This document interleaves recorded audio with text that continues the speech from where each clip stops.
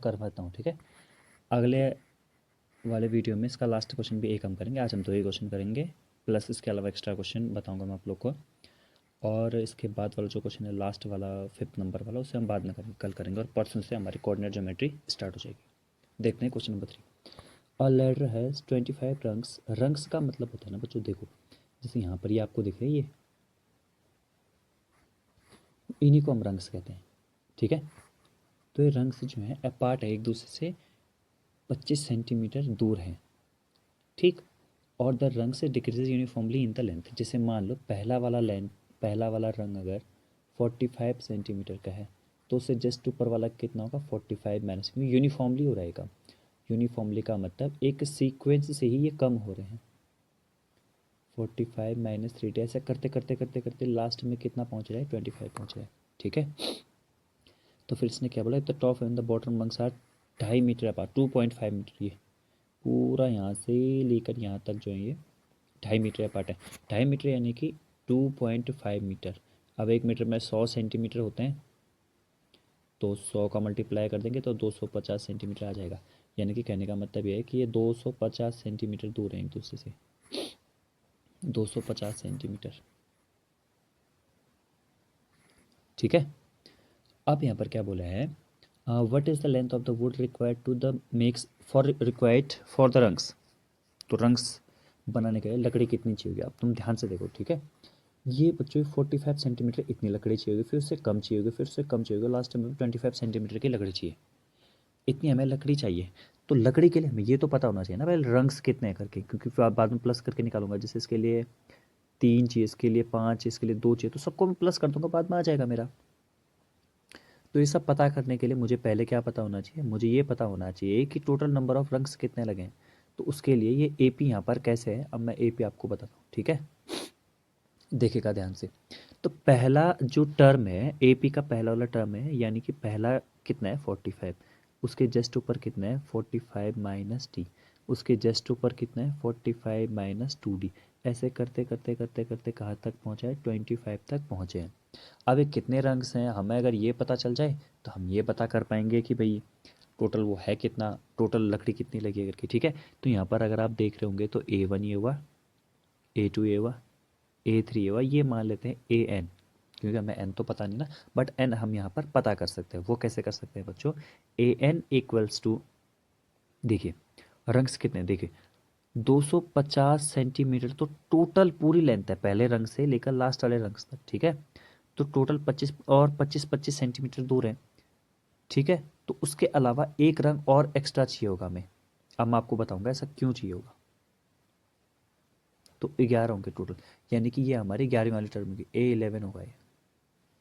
ठीक है, अब मैं आप लोगों को थोड़ा बताता हूँ इसमें ऐसा क्यों चाहिए होगा। देखिए जैसे मतलब मान के चलो कि यहाँ से लेकर यहाँ तक हमारे पास 2 पोल है।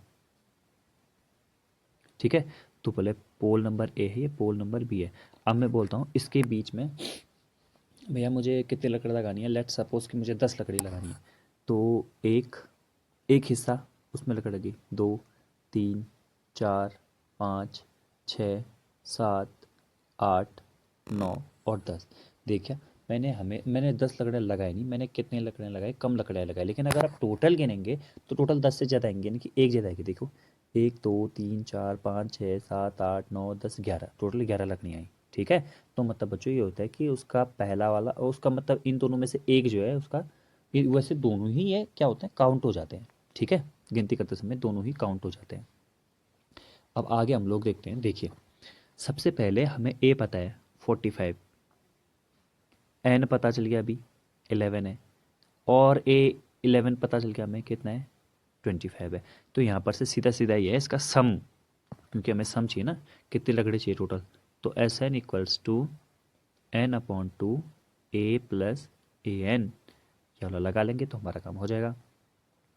SN equals to N/2 A plus AN, ये हम लोग कर लेंगे। तो अब इसे आगे सॉल्व करते हैं। तो इसे आगे सॉल्व करने पर हमें क्या मिलेगा, 11/2, तो ये तो ठीक है, बट 45 और 25 को प्लस करेंगे तो कितना आएगा बच्चों, 70 आएगा। ठीक है, तो यहाँ से मैं इसे कट करूँगा, ये आएगा 35, बाद में इसे प्लस मल्टीप्लाई करेंगे, 11 इंटू 35 का मल्टीप्लाई करेंगे तो 5 लिखा, फिर जो 3 है ना इसको प्लस किया, 3 + 5 8, और लास्ट वाला ये नंबर यहीं पर आ गया 385 सेंटीमीटर, यानी कि टोटल हमें इतनी लकड़ी लगेगी। मैं एक बार फिर से दिखाता हूँ आपको क्या क्या हुआ। हमें ये पूछा था इस क्वेश्चन में कि कितने रंग्स लगेंगे, ये पूछा था ना, और टोटल लकड़ी कितनी लगेगी ये पूछा था, तो हमने टोटल नंबर ऑफ रंग्स निकाल लिए। ठीक है, कि रंग्स कितने कितने हो गए। पहला वाला 45 सेंटीमीटर का है, उससे जस्ट ऊपर वाला थोड़ा और कम का होगा, फिर थोड़ा और कम का, इस तरह से कम कम कम कम होते जाएंगे। ठीक, तो ये हमारा इस तरह से आ जाएगा।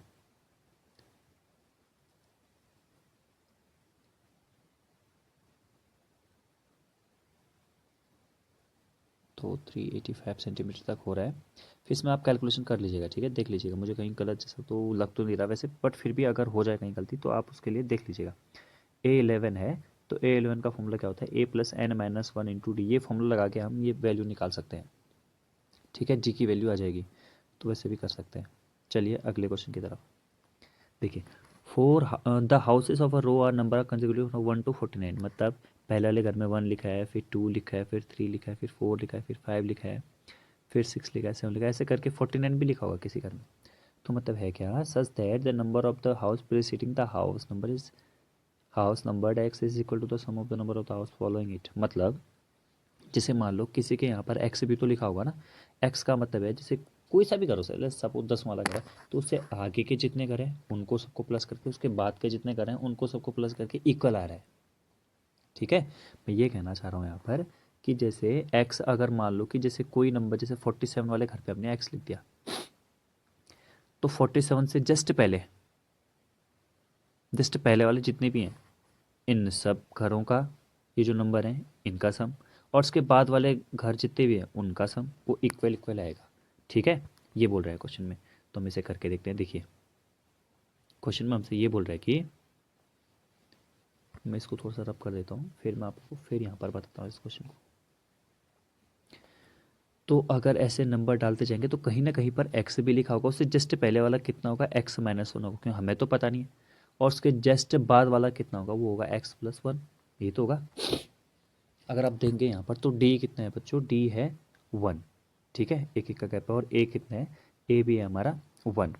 ठीक, तो अब यहाँ पर क्या होगा, उसने ये बोला कि घरों के पहले वाले घर, उस एक्स से जस्ट पहले वाले घर, उनका सम, यानी कि S(x-1) तक का सम किसके बराबर आएगा, वो बराबर आएगा x के बाद वाले घरों के बराबर, यानी कि S(x+1) के बराबर आएगा।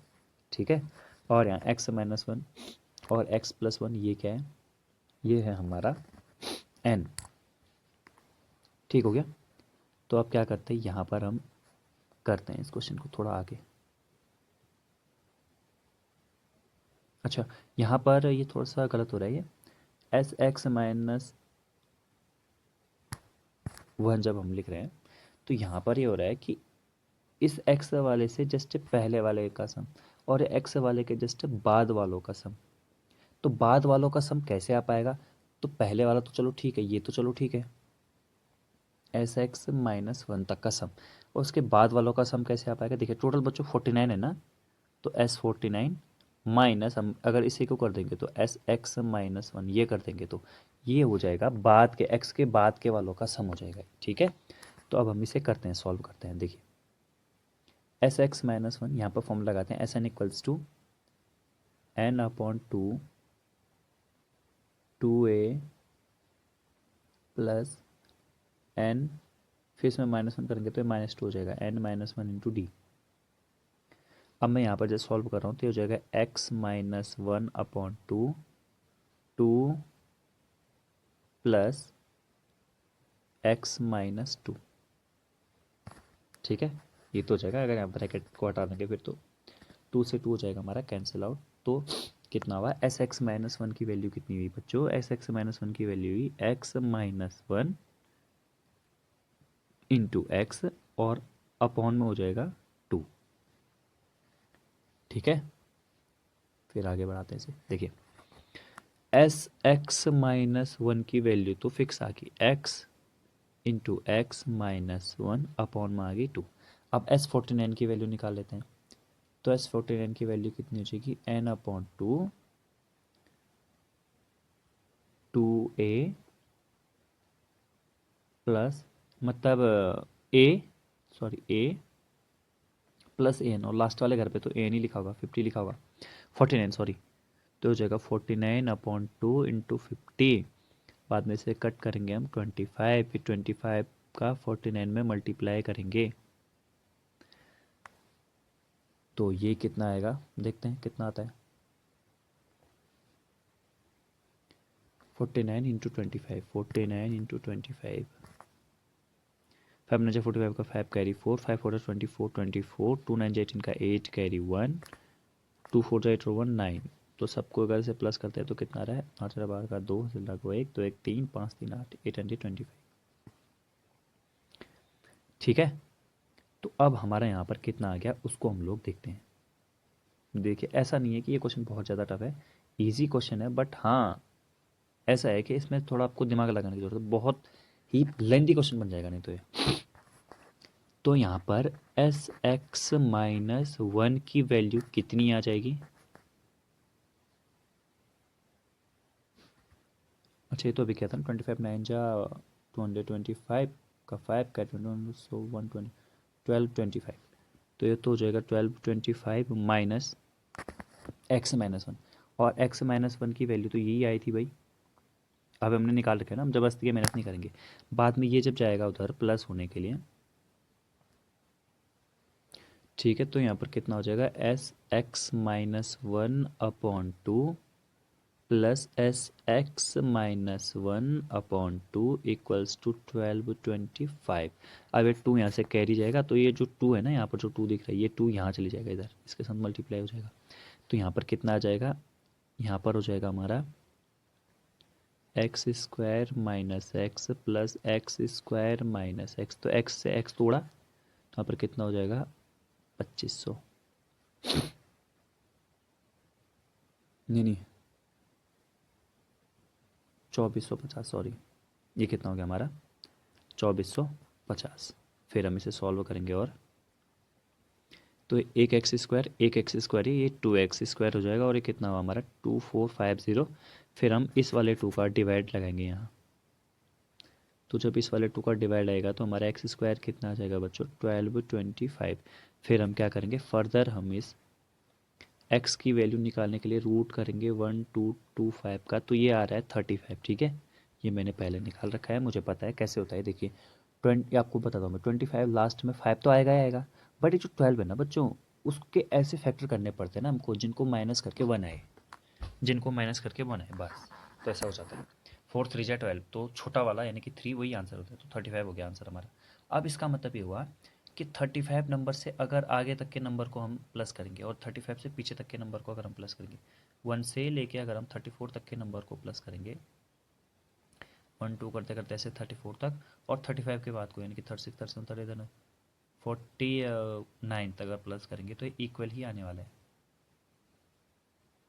ठीक है, तो इस तरह से ये वाला क्वेश्चन भी हो जाएगा। मैं आप लोग के लिए भी कुछ क्वेश्चन लाऊँ, उनको आप लोग कीजिएगा सॉल्व।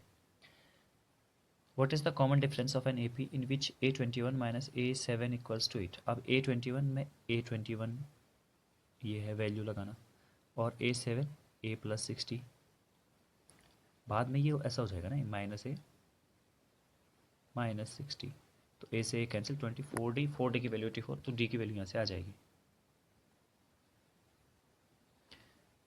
कौन सा इसका फर्स्ट नेगेटिव टर्म होगा, तो नेगेटिव टर्म यानी कि an को निकालेंगे हम, और लेस देन क्या आना चाहिए, 0 आना चाहिए। मेरे ख्याल से शायद ऐसा वाला क्वेश्चन हम इस वाली ऑप्शनल एक्सरसाइज में कर चुके हैं।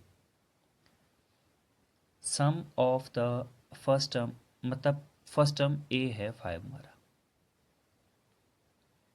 और अंतिम पद यानी कि an है हमारा 45, और सभी पदों का योग यानी कि sn हमारा है 400। तो हम क्या पता करना है, हमने n पता करना है पहली बात तो, और दूसरा क्या पता करना है, d पता करना है।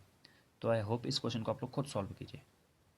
ठीक है, इसे खुद सॉल्व करेंगे तो कुछ ना कुछ तो आएगा आप लोग, बहुत ही ज़्यादा आएगा इसमें समझ में, कैसे करके हम लोग निकालते हैं करके। ठीक है, SN=2n/2 a+an वाला फॉर्मूला लगाना, उससे निकल जाएगा। ये लास्ट है, मैंने तीनों क्वेश्चनों को एक साथ लिखा हुआ है, अगर आपको दिख पा रहा है तो ये तीनों के तीनों क्वेश्चन एक साथ लिखे हुए हैं, इनको सॉल्व करिएगा। ठीक है, और 5.4 एक्सरसाइज का जो ऑप्शनल एक्सरसाइज है उसका लास्ट क्वेश्चन जो बचा है, यानी कि 5th नंबर जो क्वेश्चन बचा है उसे हम अगली वाली वीडियो में कवर करेंगे। और साथ में मैं इसके और भी सारे क्वेश्चन करवाऊंगा, आप लोगों को लेके आऊँगा, मतलब उन्हें आप ये लोग सॉल्व करेंगे। अगर आपको नहीं आएंगे तो आप मुझसे पूछ सकते हैं, वो क्वेश्चन आप लोग करेंगे। और इसके बाद कल परसों से हम लोग coordinate geometry new chapter of maths उसे स्टार्ट करेंगे। ठीक है, तो बच्चों तब तक के लिए थैंक यू।